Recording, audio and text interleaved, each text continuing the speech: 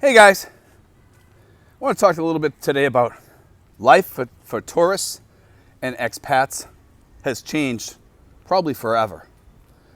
A lot of people might disagree with me on this, but I'm going to tell you why. I think that the world is going to be ready, if we get past this here, for this stuff to come back at any given time. We're going to be ready for it. And we're going to keep that implemented. And also, here's what's going on here. I want to touch on this too. Tourists and expats that are going to be coming back into the Philippines. We already have people coming in here right now under the SRRV. Within the next few weeks to a month, we'll start seeing the first ones start coming in. Okay, from the first batch. And there's a bunch of other batches past that. Some people said, well, Steve, there's only 6 people. No, there's a whole slew of people, okay? It's just that that's the first batch. This is just a trial program. Once this opens up more, if the trial program gets approved, we'll see a lot more people coming in here. You're going to have to get your EED. You're going to have to jump through hoops. It's going to be part of life for us until things open up. Now, people are saying, well, Steve, well, what about when they open up the tourist industry? Because there's talk now about the tourist industry opening up. And that was in yesterday's news, by the way, that they're watching all these different tourist spots. And what they're doing is they're saying, okay, this spot here is 50% vaccinated. This spot here is 71% vaccinated. And they're watching these places to see which ones will be open first, probably. Now, I'm just extrapolating that information from the article I read, okay? Because it didn't really give much information, but they're following Thailand. Now, once these places get their vaccination rates way up there, probably what they're going to do is say, all right, let's open up. Let's do it. Okay, so everybody's going to say, oh man, I can go into the Philippines now. No. Not that easy, okay? What's going to happen is you can go into those areas. Okay, so some of you guys are saying, well, hey, Steve, if I can get in the door and I can live there, well, I'll live in that area. I don't care. I'll just get my girlfriend to come there if you have a girlfriend. Some of you guys don't, and I understand that, but the majority of you guys do, from what I'm hearing. Because I talk to a lot of people, and they either you have somebody, a girl that's waiting, or a girl you're talking to, or whatever. And usually they meet you at the airport, and from then on, they're with you. So with that said, what's going to happen is you're going to have to bring that girl to that area, okay? Until things open up even more, and the sandbox approach gets lifted, and they just open the country fully and say, all right, we're ready, we're done. Okay, COVID's over. Boom, life goes back to normal. Well, I still don't think life's going to go fully back to normal. I still think I'm not sure if these booster things are going to, get kicked in to gear, and countries are going to say, well, we want everybody to have the booster too, not just the vaccine. But you're going to be able to get in here without vaccines, but probably, but you're going to have to be quarantined for a while. That's going to be the problem. So you guys know, I'm not a big vaccine person. I got vaccinated only because I know I'm going to be traveling. It just makes life a hell of a lot easier for me. But anyway, for a lot of you guys that are coming in here, it's going to be a lot of jumping through hoops. Because once you get here, if you're one of the first tourists to get in here when they do open, like I said, there's going to be checkpoints. There's going to be all kinds of things that you're going to need. You might need to be swabbed every so often. You're probably going to have to keep the boosters up to date, things like that. Make sure your vaccination card is up to date. Make sure you get it verified by the Bureau of Quarantine. All that's going to need to be done, probably. Of course, I'm just extrapolating from what I see, but you know what? Whenever the Philippines does something, you can be assured that there's going to be a whole crap load of paperwork behind it. Guaranteed. It's just part of Philippine life over here. As expats, we just kind of get used to it. I've been lucky because I'm already through that with the SRRV. But if I travel, I know that I'm going to have to jump through hoops, go through quarantines, make sure I have all kinds of stuff in order, and it's going to be a big circus for me. So I'm waiting so I can travel. I do want to go to Vietnam. I do want to go to Thailand. But you know what? If I have to, I'll travel in country.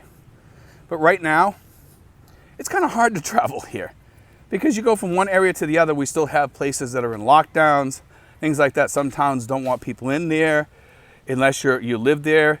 They have all different, each city and town and province has their own rules, and it just makes life miserable and tough here.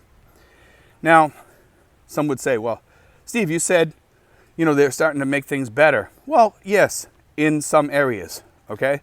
Manila has to kind of go back to normal at some point. Has to. Because of what it is. It's a financial district. There's a lot of corporations and banking industries and all kinds of other stuff in Manila. It has to go back to normal, just like the rest of the world at some point. For me myself, I'm kind of worried about what's going to be the new norm.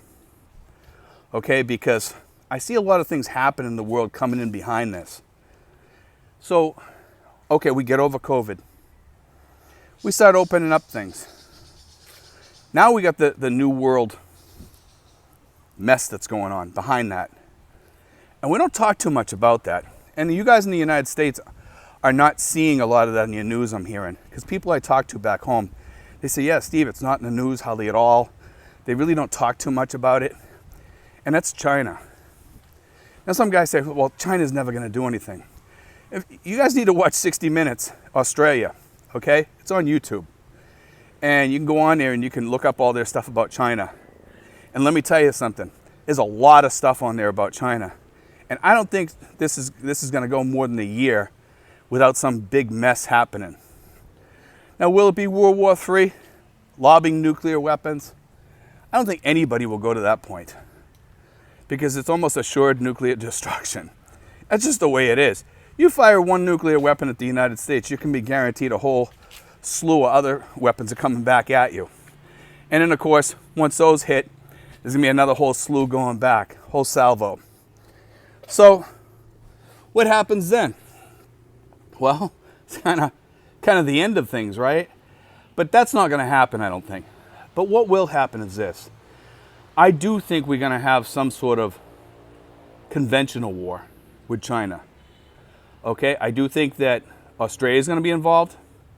I think Japan's going to be involved. Taiwan, most definitely. England's going to be in that, and France is going to sit idly by because they're like an angry little child sitting in the corner because they didn't get their contract with Australia, and they always are like that, pretty much. Let's face it. I don't want to put down France, but France has had a lot of issues in the past. Whenever they get pissed off, they're like an angry little child, and they have to go sit in the corner for a while and calm down. It's kind of sad. But the United States and other countries can be the same way sometimes.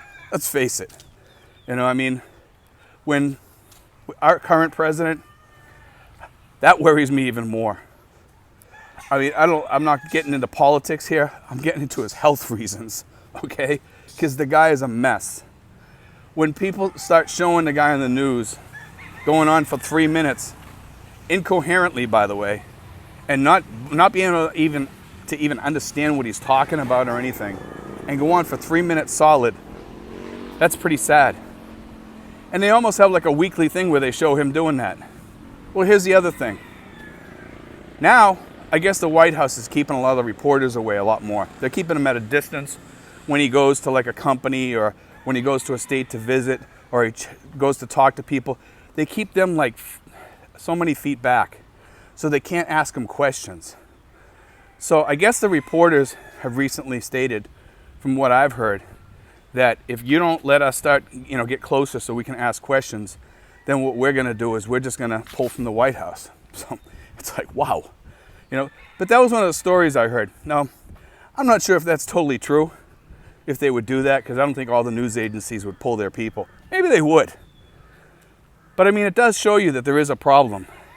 And maybe we need to pull them. Because this mess is way beyond the realms of anybody fixing. This whole world mess is something has to give, has to calm down. Somebody needs to tap down the flames and say, all right, let's get together. Let's work on this and make it better.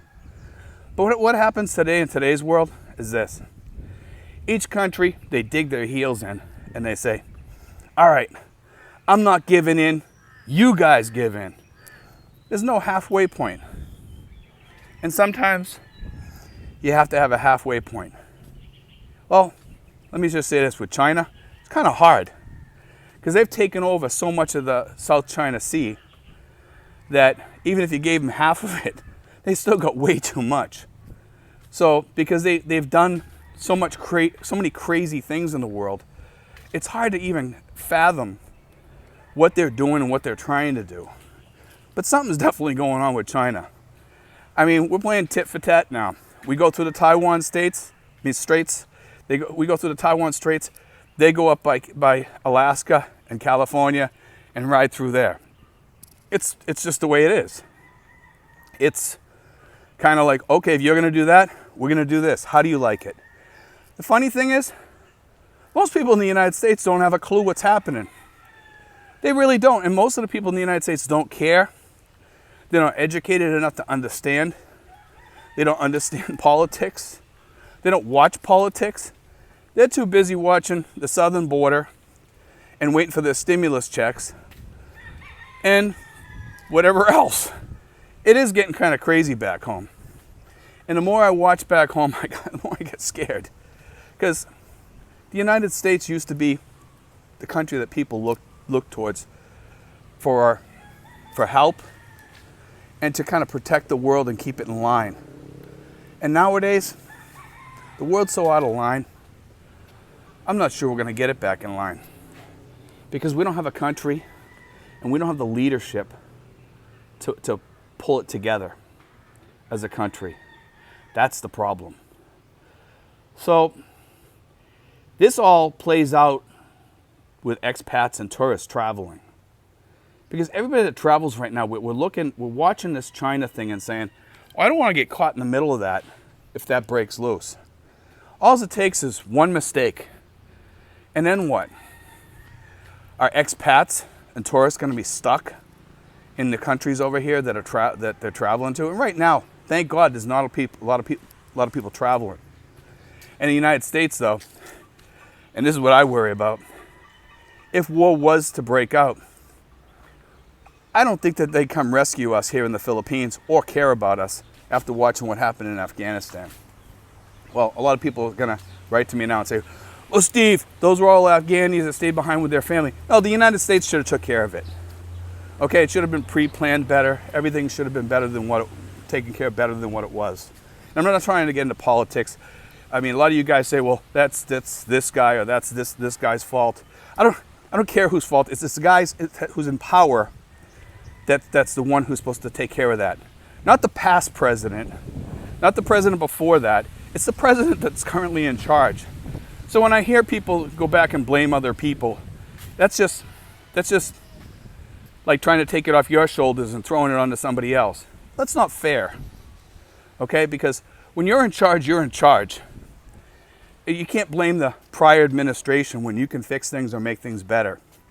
Now, I know we're talking politics a little bit here, but I'm just saying that this is what's causing problems in the world today. We have a lot of expats over here. A lot of the topics have turned lately, even from people that are writing to me from the United States, about the concerns of the country and the world. And a lot of people are coming up with like secondary countries in case this country doesn't work out as an expat place for you to live, okay? Where to next, Steve? Where would you go to next? If something happens in the Philippines and everything breaks out with China, I'm like sweating bullets here. If something breaks out with China, what next? Where do we go? I would say Europe, Malta, someplace over in Europe, wherever you can go. Now, I could probably go to Sweden, no problem, because I have relatives over in Sweden, and I could probably go there and not have any issues. A lot of other countries are pretty welcoming too over there. Malta and some African nations. You could take a look at those too. Now, I'm not too keen on Africa myself. I just don't like the country. I don't think it has much to offer for expats, but I do think Europe has a lot to offer expats over there. Canada could be a place.